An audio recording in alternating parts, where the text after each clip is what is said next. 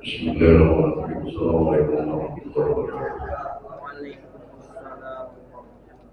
Jamaah subuh sama-sama kita kajian subuh oleh Ustaz kepada beliau.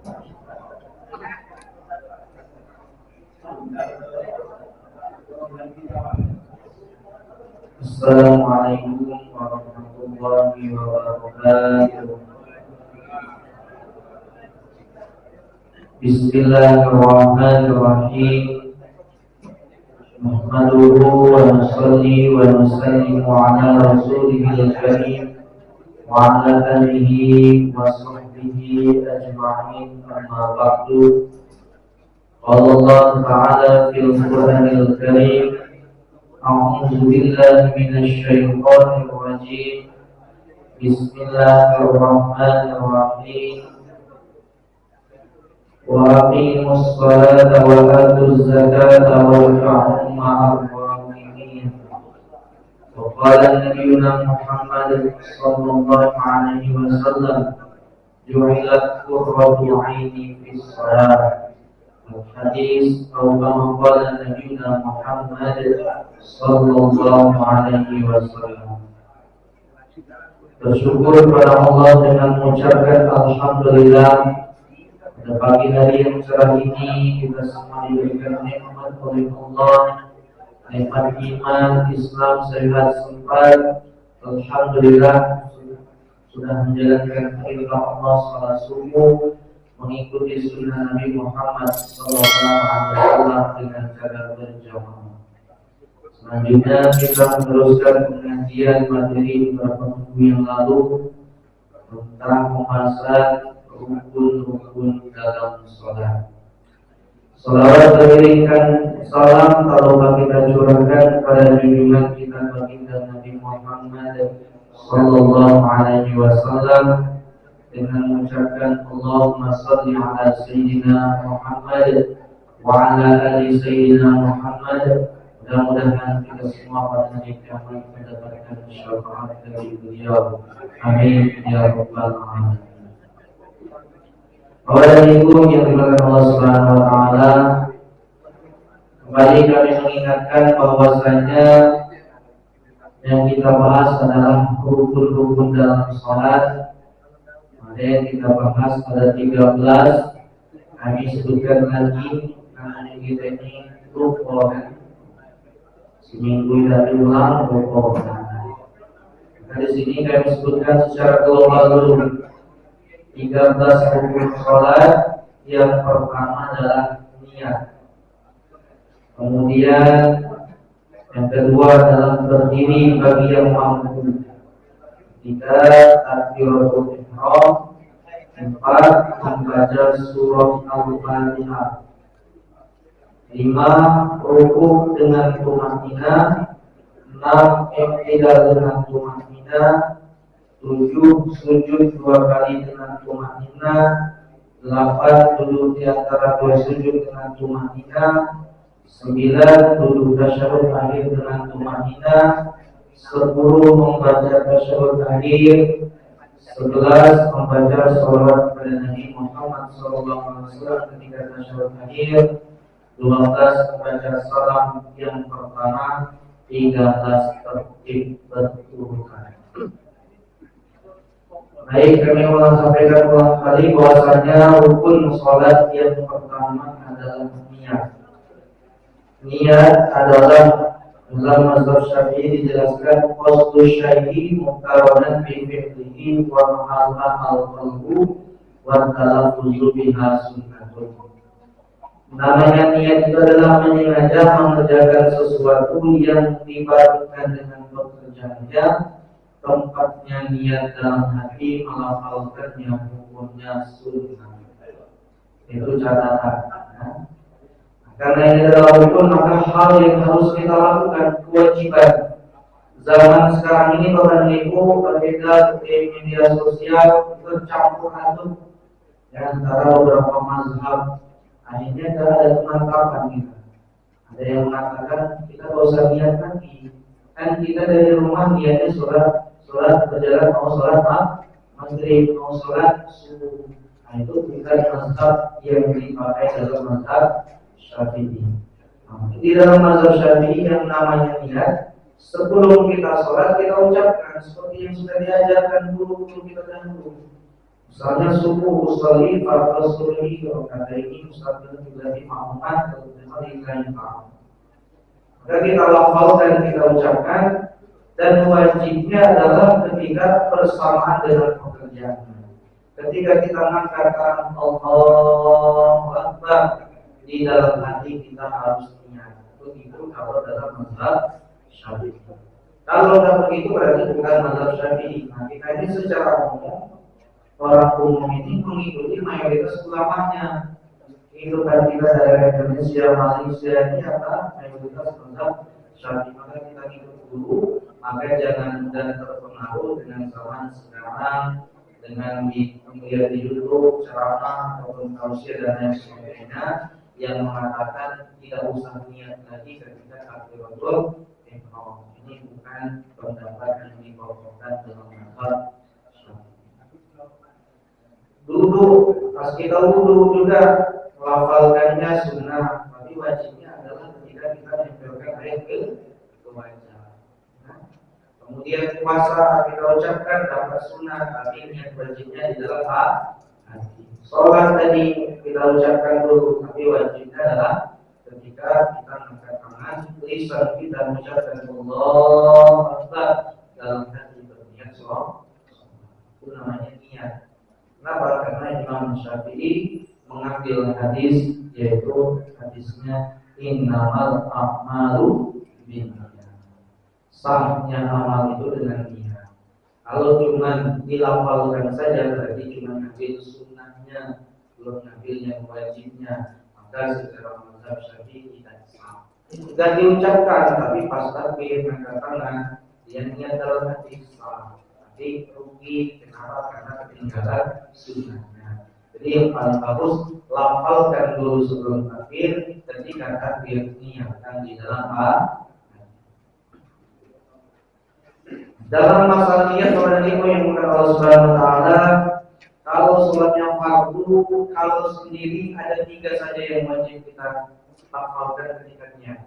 Yang pertama adalah wajib niat fardu. Kita harus niat sholat, misalnya usolli, maksudnya usolli saya sholat, sengaja usolli. Kemudian ucapkan fardunya, fardhu, usolli fardhu. Nah, di sini kita sering-sering keliru, memakai kurang perhatian. Dalam masalah niat, lafal fardhonya harus berharokat fathah. Kalau yang masih doma ganti, ya, karena niatnya termasuk rukun. Usolli fardho, bukan usolli fardhu. Sebut kan, usolli fardho subhi. Semuanya 5 sholat itu semuanya berharokat donya fathah. Usolli fardhu subhi, usolli fardhu maghribi, usolli fardhu isya'i, usolli fardhu asri, kan? Itu semua. Kenapa? Karena dalam bahasa Arab usolli itu sudah ada susunan fi'il dan fa'il, pelaku dan pekerjaan. Maka setelahnya harus dibaca harokat fathah. Jadi yang dalam hal ini masih kita mengucapkan usolli fardhu masih doma dirubah. Nah, yang betul adalah fardhu. Hal yang sepele tapi kita bertahun-tahun kadang mohon maaf salah. Kemudian maksudnya usolli fardhu subuh berarti usolli fardhu subhi. 3 saja kalau sholat sendirian. Tapi kalau berjamaah tambahin 1, sampai sebutkan makmuman atau lafaz yang mengikuti, kalau itu mengikuti imam. Misalnya kalau mengganti usolli fardhu subhi iktidaan bil imam. Apa itu artinya? Saya sholat subuh mengikuti imam. Jadi jangan sampai kita sholat berjamaah nggak ada lafaz yang menunjukkan kalau kita itu mengikuti imam. Misalnya cuma usolli fardhu subhi. Walaupun kita berjamaah ikut imam, dapatnya cuma pahala sendiri. Kenapa? Karena kita tidak mengikuti imam. Jadi kalau sendiri 3, usolli fardhu subhi, sholat di rumah sendirian misalkan ibu, tapi kalau berjamaah jadinya 4. Usolli fardhu subhi makmum, itu saja yang wajib. Zuhur berarti usolli fardhu subhi makmum. Lebih dari itu masuk ke sunnah. Menyebutkan rakaatnya sunnah, yang lillahi ta'alanya juga sunnah. Enggak wajib, yang wajib cuma 4 kalau berjamaah. Kalau sendiri kurang 1 jadinya di. Dalam 5 waktu ini ada alnya dalam niat, alnya yang dibaca al-qamariyah jelas. Ada yang asyamsiyah, alnya yang dibaca langsung ditasydidkan. Al yang dibaca dalam sholat 5 waktu ini ada 3. Mudah cara hafal.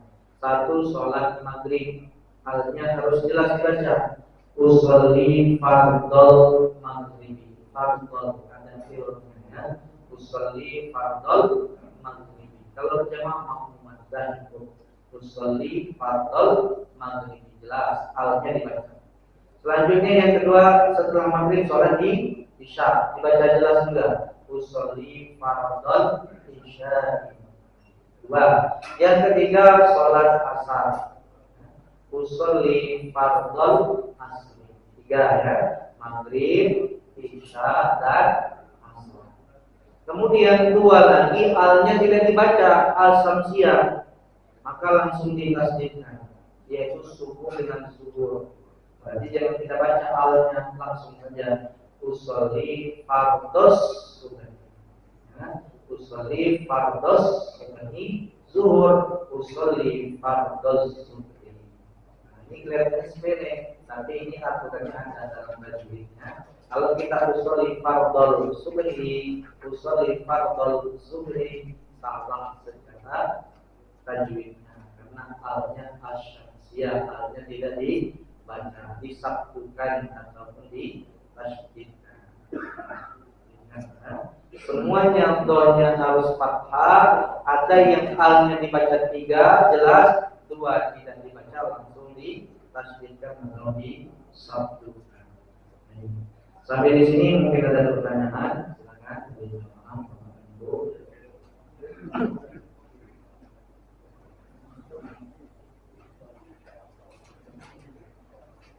Silakan karena sudah niat.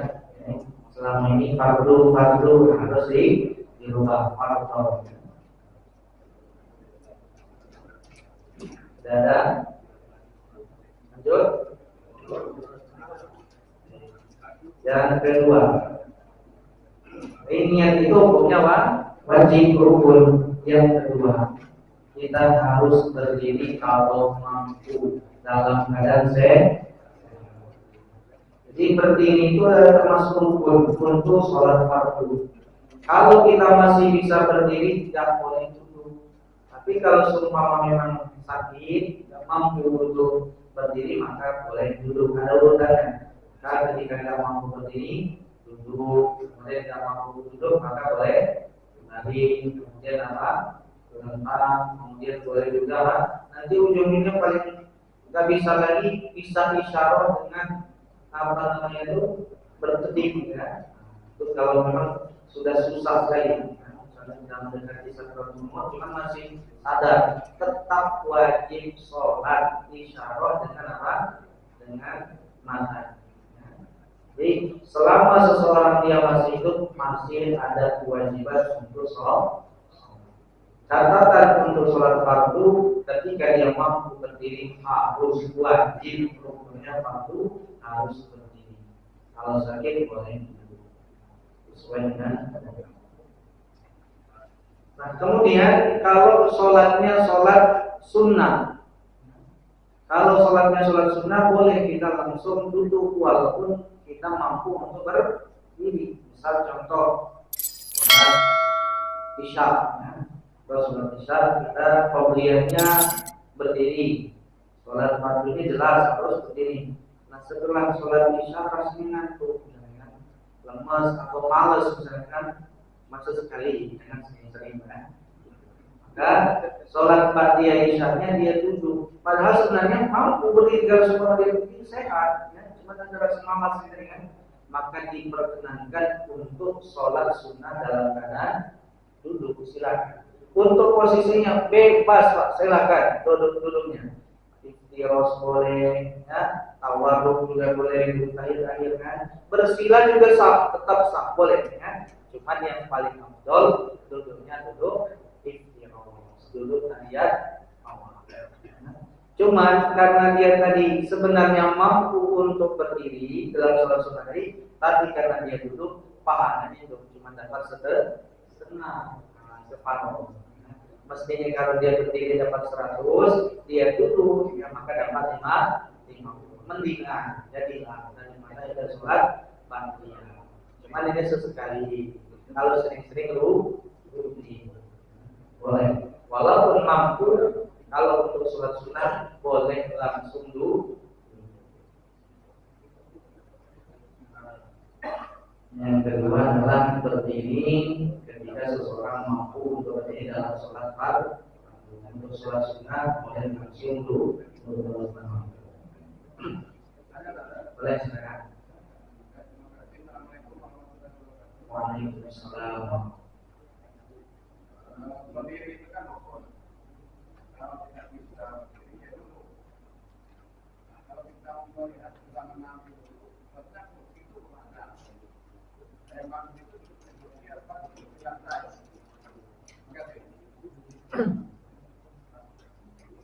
Jadi kalau aslinya itu ketika seseorang dia tidak mampu berdiri, maka dia duduknya memang duduk iftirosh. Berarti kan kalau duduk di iftirosh itu duduk di lantai. Di posisi kita duduk tahiyat awal ini kan. Nah, ini duduknya ketika kita tidak mampu untuk berdiri. Cuman zaman sekarang ini disediakan apa namanya itu kursi kan. Maka ini tetap sah dengan catatan memang dia tidak mampu untuk berdiri. Cuman yang paling afdol kalau dia misalnya masih mampu untuk duduk iftiros, lebih utama iftiros. Cuman karena kalau sudah lanjut usia, faktor usia ini, nah duduk iftiros pun rasanya tidak tahan, ya. Yang pinggang lah, yang encok lah, asam urat kita segala macam, ya. Karena faktor apa? Usia. Makanya dia pakai apa? Pakai kursi. Mohon maaf oleh kursi. Ini boleh teruskan. Ini lagi Bu. Boleh Pak, silakan. Nah, mau dulu mereka namanya lagi Bu. Ada lagi silakan. Boleh. Ya, satu-satu kan? Ya. Ya, lanjut Pak. Ya.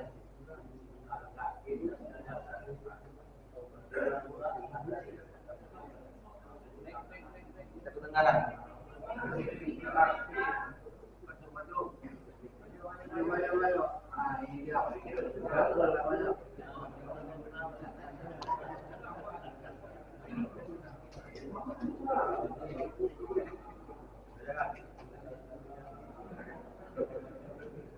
Assalamualaikum warahmatullahi wabarakatuh.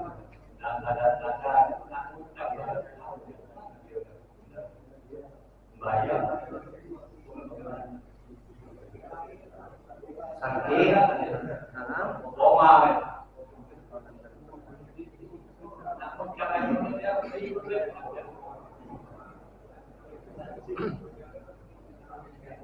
Nanti posisi dia itu dalam keadaan koma gitu ya. Jadi kalau koma ini macam-macam. Ada yang orang yang memang dia itu sebenarnya masih sadar, artinya masih ada yang masih hidup, cuman sudah tak bisa lagi, gak ada kekuatan lagi, jantungnya masih berdetak, cuman kadang-kadang ada yang matanya pun sudah nggak buka lagi. Maka kalau seumpama memang sudah hilang kesadarannya, walaupun jantungnya berdetak, maka dia wajib sholat. Kalau posisi komanya seperti itu, misalnya kan, yang masih dicek oleh dokter, matanya merem, ya, masih hidup, cuman apa namanya itu jantungnya tidak berdetak, artinya belum meninggal. Cuman dia mau sholat gimana? Nggak ada rasanya, apa namanya itu hilang akal. Karena posisi dia dalam keadaan apa? Memang nggak tahu, orang yang ngasih tahu, dia bisa bisik, kita tadinya nggak tahu, ya. Nah, Ini kalau koma seperti itu, dia nanti kalau sembuh misalkan ada orang yang sembuh dari komanya, maka dia harus mengulangi modok sholat. Tapi kalau seandainya seperti yang itu, yang anaknya Raja Arab itu kan selama beberapa puluh tahun itu koma, itu nggak wajib sholat karena memang posisi sama sekali tidak sah.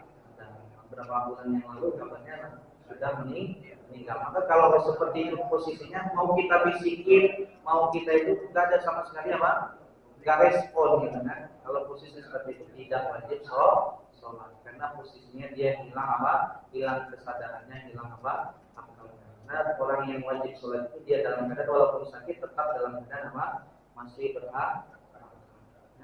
Nanti kalau komanya dia misalnya masih bisa masih bisa masih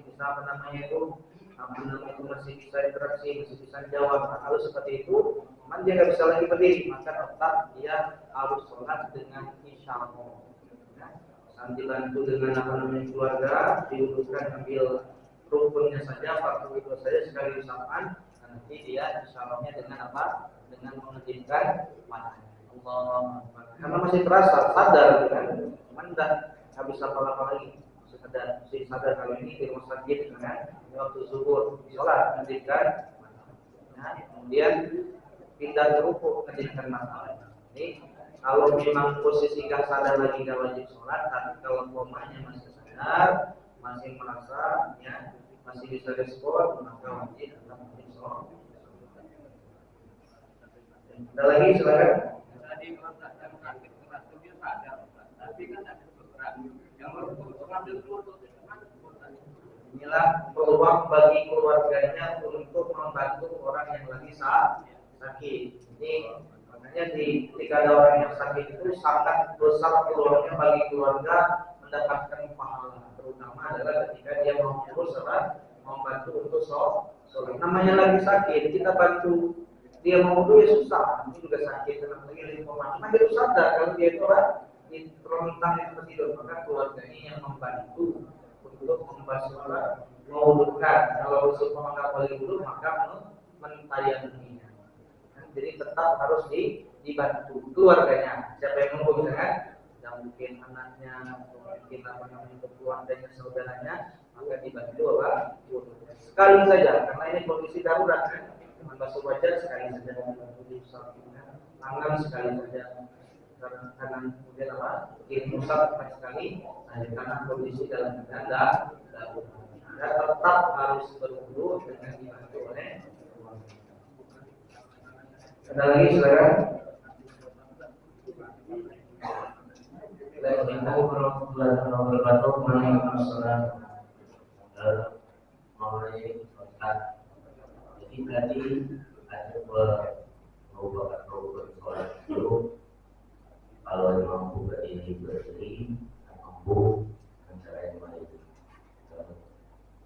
Rukun ini apa berlaku juga untuk imam atau rukun pada mampu? Mohon penjelasan. Pertanyaannya, rukun yang kedua ini berdiri ketika mampu, apakah berlaku bagi imam dan juga mampu? Maka jawabannya ya, berlaku untuk imam dan mampu. Jadi kalau seumpama imamnya dia pas awalnya mampu berdiri, dia harus berdiri. Pas posisi lagi sholat, misalkan lagi berdiri, rakaat pertama ternyata tak mampu lagi untuk berdiri, maka boleh langsung dulu. Cuman catatan ketika dia pas awalnya mampu berdiri harus berdiri.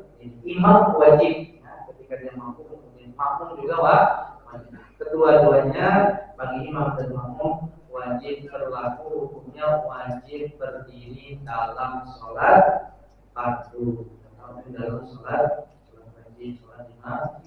Bukan hanya berlaku kepada makmum, imam juga harus. Artinya kalau imam dalam keadaan sehat, imamnya langsung duduk nggak sah. Dia harus posisi dalam keadaan dua-duanya. Ada lagi silakan. Yang ingin saya tanyakan Ustaz, dari sore bukan masalah gerakan terkadang makmum ini sering menyerentak itu dengan takbirnya imam. Nah, gimana hukumnya masalah gerakan? Terus yang kedua masalah bacaan selaku makmum sering kita mendengar dan kita juga isi di sebelah kita ini terkadang baca dia agak kuat. Nah, itu mana hukumnya? Assalamualaikum warahmatullahi wabarakatuh.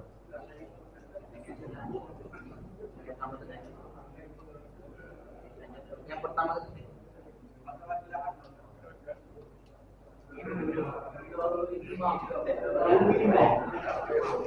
kalau takbiratul ihramnya, ya takbiratul ihramnya, kalau takbiratul ihram antara imam dengan makmum berbarengan, maka makmumnya sholatnya tidak sah. Jadi kalau takbiratul ihram, takbir yang pertama ya, jangan sampai takbiratul ihram berbarengan dengan imam. Nah, ini tidak sabaran lagi, bukan berbarengan, duluan imam. Imam baca langsung dinas misalnya kan, Allah tidak sah. Karena yang namanya makmum itu apa? Imam itu dijadikan supaya diikuti. Innama ju'ilal imam liutamma bihi. Imam itu dijadikan supaya diikuti. Namanya diikuti itu berarti imam turut takbir, baru makmum takbir. Kalau posisi berbarengan dalam takbiratul ihram, takbir yang pertama berbarengan, imam dan makmum itu sama, Allah bersama, maka tidak sah. Nah, karena takbirnya makmum itu harus setelah takbirnya imam. Ini untuk takbiratul ihram ya. Tapi kalau misalnya takbir inti, kalau perpindahan misalnya kan, nah, dari setelah baca surat pendek, setelah baca surat, ternyata makmumnya duluan takbir ke ruku misalnya kan. Kemudian makmum padahal imam belum takbir ruku, maka ini tidak sampai batal.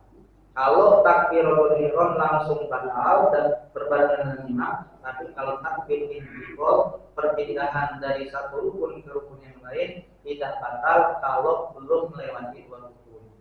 Ya. Tapi kalau dulu itu rukun batal. Misalnya pas rukunnya barengan, Allah langsung bareng kan antara imam dengan makmum. Sekali ini dimaafkan, tapi posisi kita jangan sampai dua itu terulang lagi antara itu berbarengan lagi. Kalau berbarengan maka batal sebenarnya Jadi intinya itu sebenarnya jangan mengikuti jangan berbarengan dengan, karena posisi makmum mengikuti itu yang pertama. Ya.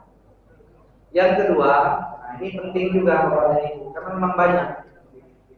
Baca Al-Fatihah nanti kita bahas adalah termasuk rukun di dalam sholat. Imam wajib baca Al-Fatihah, makmum juga wajib baca Al-Fatihah.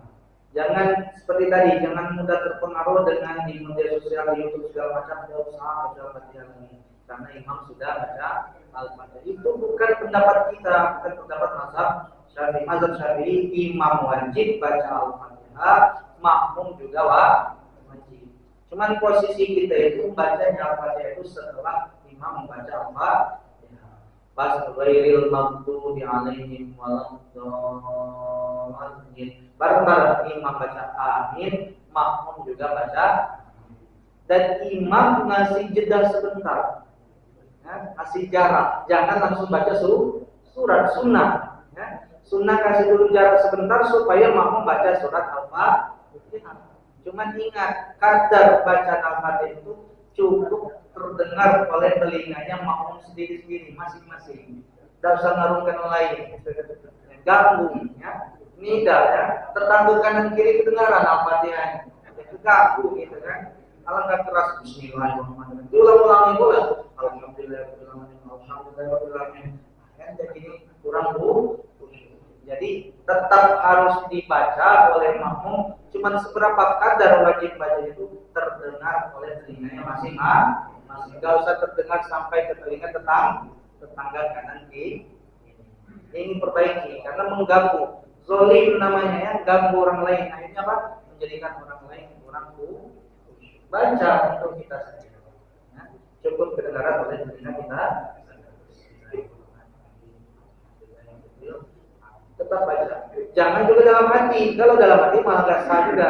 karena ini termasuk rukun qauli. Rukun qauli itu rukun yang berupa ucapan, harus diucapkan, nggak boleh terlalu keras, jangan juga dalam hati. Itu standarnya pas itu memang terdengar oleh telinga kita masing-masing. Jangan terlalu keras. Kalau terlalu keras mengganggu khusyuknya orang lain dalam sholat. Assalamualaikum warahmatullahi wabarakatuh. Waalaikumsalam. Salah ada pertambahan doa untuk di sujud terakhir di tahiyat. Apa bolehkah kita tambah dan itu disuarakan dikeraskan terdengar di telinga kita atau di dalam hati? Itu saja Pak Ustaz. Kalau untuk sujud terakhir, ya, sujud terakhir kita memang disunahkan kadarnya lebih lama daripada sujud-sujud yang lain. Cuman kalau sholatnya berjamaah tetap jangan terlalu lama, karena kita mengkondisikan jamaah makmum, ini standar saja. Nah, kenapa kita dianjurkan untuk agak lama di dalam sujud? Karena paling dekatnya seorang hamba dengan Allah Subhanahu wa taala adalah ketika dia dalam keadaan sujud. Dekat sekali, paling dekatnya seorang hamba itu ketika dia dalam keadaan sujud. Maka silakan, terutama di sujud yang terakhir, perpanjanglah doanya. Cuman catatan bukan dalam sholat wajib, bukan sholat berjamaah. Kalau sholat berjamaah jangan terlalu panjang. Kalau sholatnya sholat sunnah, ya, atau mungkin sholat fardu cuma sendirian, silahkan dipanjangkan di sujud yang terakhir, banyak-banyak doa. Cuman doa di sini doanya cukup dalam hati. Ulama berbeda pendapat di sini. Cuman lebih hati-hati jangan dibaca keras, mendingan dalam hati. Takutnya ini bukan dari Nabi. Doa yang sering dibaca itu kan, Allahumma inni as'aluka husnal khatimah, Allahumma rzuqni taubatan nasuha qabla al-maut, Allahumma ya muqallibal qulub, tsabbit qalbi ala dini. 3 doa ini yang dibaca dalam sujud terakhir. Minta wafat husnul khatimah, minta diberikan rezeki yang halal thayyibah, minta dikokohkan hatinya dalam agama Islam. Bagus, cuman ulama ini masih berselisih. Ini apakah betul dari Nabi atau bukan? Kalau bukan dari Nabi, batal surat kita. Ya? Maka karena masih khilaf ulama, dianjurkan cukup bacanya dalam hati, jangan dilafalkan. Ya, untuk sujud. Kenapa? Karena ulama mengatakan apa? Ini ada yang mengatakan dari Nabi, ada yang bukan dari Nabi, dari ulama. Berarti kalau bukan dari Nabi, kita menambah bacaan dalam sholat nggak boleh. Ya. Jadi untuk hati-hatinya Bapak dan Ibu, kita tetap baca cuman di dalam hati, jangan diucap. Itu untuk sujud. Kalau untuk tahiyat akhirnya, setelah kita mengucapkan fil alamina innaka hamidum. Nah, ini doanya memang dari Nabi. Silahkan dibaca dengan jahar, dengan keras, supaya mungkin makmumnya juga tahu, baca juga boleh silakan ya. Allahumma inni a'udzubika min azabil jahannam wa min azabil qabri wa min fitnatil mahya wal mamat wa min syarri fitnatil masiihid dajjal. Itu boleh dibaca keras, boleh dibaca jahar, karena ini doa yang dibaca oleh Nabi. Silakan. Ingat ya, kalau sujud terakhir lebih baik kita hati-hati bacanya dalam hati. Tapi kalau untuk tahiyat akhir setelah fil alamina innaka hamidum majid, boleh kita baca doanya tadi dengan dibaca keras, enggak apa-apa. Karena itu bacaan Nabi. Bagus. Ada lagi? Silakan. Assalamualaikum warahmatullahi wabarakatuh.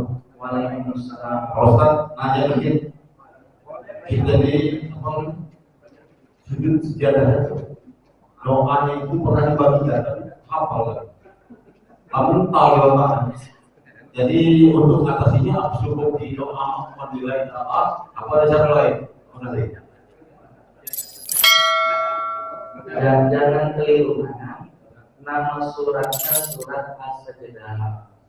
Sujudnya sujud tilawah, bukan sujud sejedah.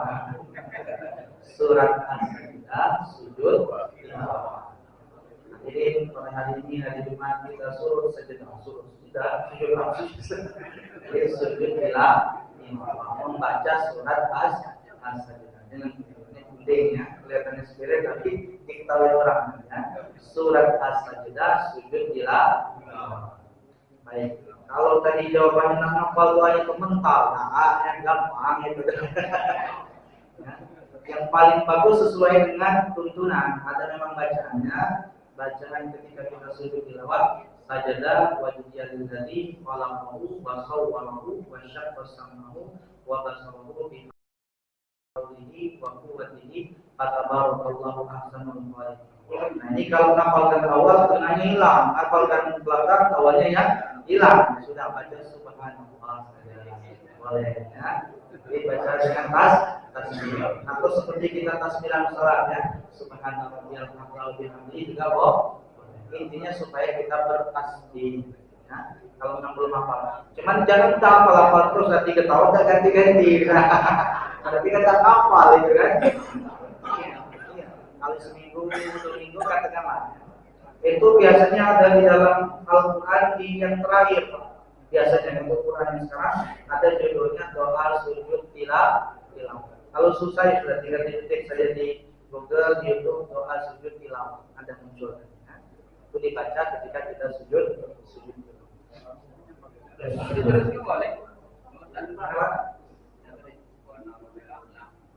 Boleh karena bertasbih. Ya, seperti kita boleh.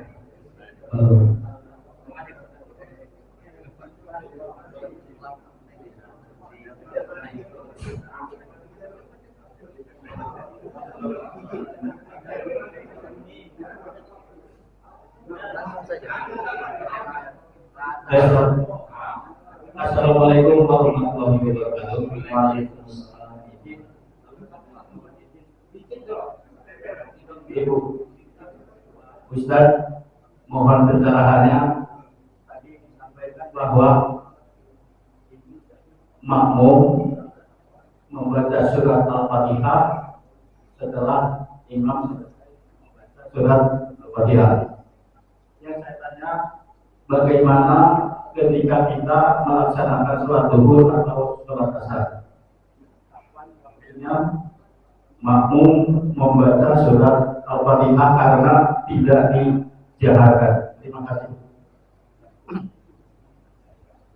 Baik, pertanyaan yang bagus kan. Jadi kalau sholatnya sholat yang jahar, sholat yang dibaca keras, makmum baca Al-Fatihah setelah Al-Fatihahnya imam. Dan ingat bagi imam, ingatnya siapa jadi imam kasih jeda jarak sebentar supaya makmum bisa membaca Al-Fatihah. Walaupun belum selesai, paling tidak kita kasih jeda jarak sebentar supaya ada kesempatan makmum baca surat Al-Fatihah. Namun suatu saat ada sholat kita sholat yang sir, contohnya sholat zuhur dan sholat asar. Kita bagaimana kalau mengetahui kalau imam itu sudah membaca Al-Fatihah atau belum? Bahkan kadang-kadang kalau semua kita nunggu dulu, kita ketinggalan, kan? Imam sudah rukuk, kita malah belum baca surat Al-Fatihah. Maka kalau untuk surat Al-Fatihah dalam sholat yang sir, dalam sholat yang pelan, zuhur dan asar berbarengan tidak ada masalah. Karena posisi kita akan mengetahui, apalagi jamaahnya rame kan, tidak kedengaran. Apakah imam ini baca doa kita atau dia baca Al-Fatihah atau mungkin baca surat, ternyata berbarengan. Imam baca Al-Fatihah, makmum juga membaca Al-Fatihah, maka tidak ada masalah karena sholatnya sholat yang sir, sholat yang dibaca pelan zuhur dan asar. Jadi tetap sah imam baca Al-Fatihah, makmum baca Al-Fatihah. Daripada kita nunggu-nunggu, ya, kita kira imam lagi baca Al-Fatihah, rupanya imam langsung rukuk, kita ketinggalan, ya, belum sempat kita baca Al-Fatihah, imam lalu belum selesai, imam sudah tidak, maka boleh untuk sholat sir berbarengan antara imam dengan makmum. Karena susahnya bagi makmum untuk mengikuti kapan imamnya sudah selesai baca surat Al-Fatihah. Dan juga yang tambahan sedikit Bapak dan Ibu, kadarnya itu bagi imam, ya, jangan terlalu cepat pas waktu yang sir, kan begitu kadang-kadang yang jahar lambat ya, tapi pas rakaat yang ketiga keempat ngebut gitu kan, jangan. paskan. Ketika dia jahar agak pelan, mestinya pas yang sir juga pelan karena dia bawa jamaah. Siapa tahu jamaahnya juga tartil bacanya. Pentingnya harus diingat di rakaat yang ketiga zuhur dan asar tetap harus al-fatihahnya dengan cara pelan saja, jangan terburu-buru. Cuma Mina itu kan salah satu rukun ya, dan salah satu rukun itu tidak boleh tinggal. Kalau ditinggal salah satu rukun maka nggak sah orangnya. Nah, yang saya tanyakan cuma Mina sangat tidak. Ini rawan sekali Pak Ustaz. Banyak kan begini Ustaz contohkan ya. Wah, dia ruku, sampai Allah, langsung. Ini pemandangan umum bukan? Iya. Jadi ini tidak belum sempurna.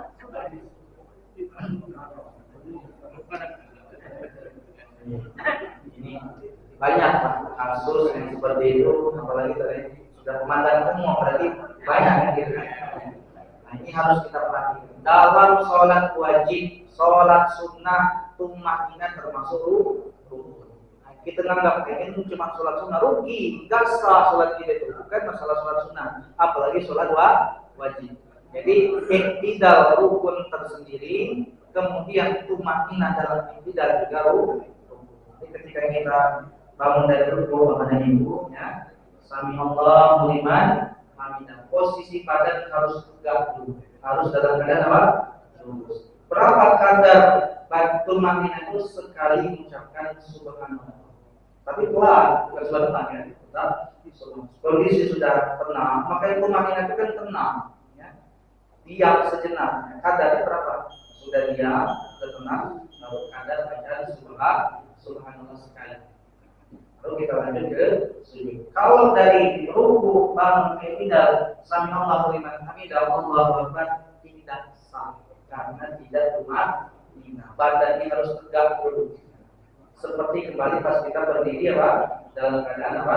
Baca Al-Fatihah. Jadi banyak kejadian ini harus di Sami'allahu liman hamidah, dalam posisi tegak, baru kita ke sujud. Nah, tumakinah termasuk. Kalau terjadi seperti itu, sholatnya tidak sah karena tumakinah tidak hukumnya wajib atau fardu atau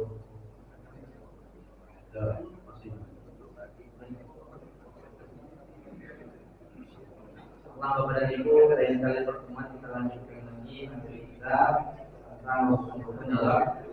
Kita tutup dengan doa kita majelis. Subhanallahumma wa bihamdika, asyhadu an la ilaha illa anta, astaghfiruka wa atubu ilaik. Subhana rabbika rabbil izzati amma yasifun, wassalamu ala mursalin, walhamdulillahi rabbil alamin.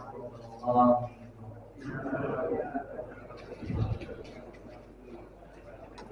Dengan terakhirnya dari beberapa